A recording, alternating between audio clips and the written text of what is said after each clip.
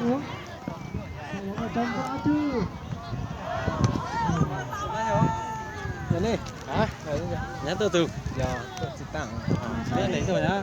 Giờ đi tôi tan cho lấy hả? Bây giờ bảo tàng luôn là chứ. Cái mặt nào. Là chứ nó nữa. Đó. Bây giờ tao cho tiết số đây. Mình đang muốn tiết số nó chết bị cháu xí nữa. Cái mặt nào. Giờ bảo tàng mấy thằng đã chứ.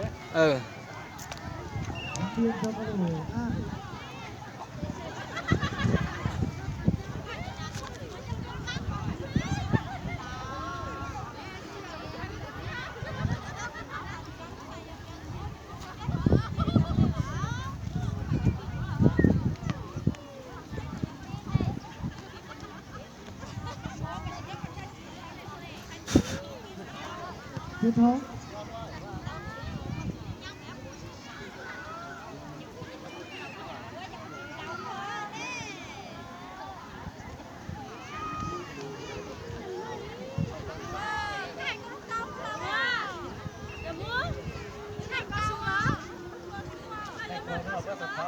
Cái đó tí nữa.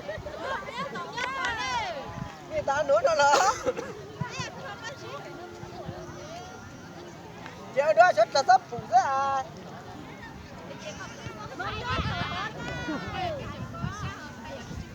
Nè chỉ chó mà.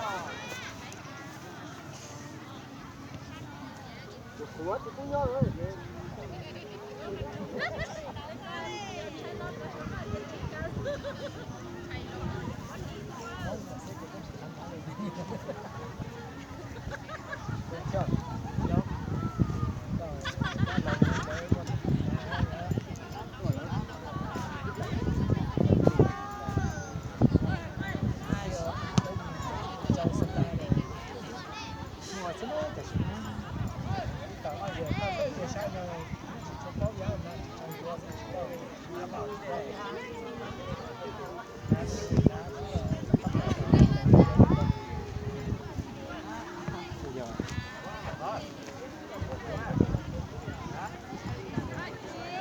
Mà dễ cái nơi chúng nó nè.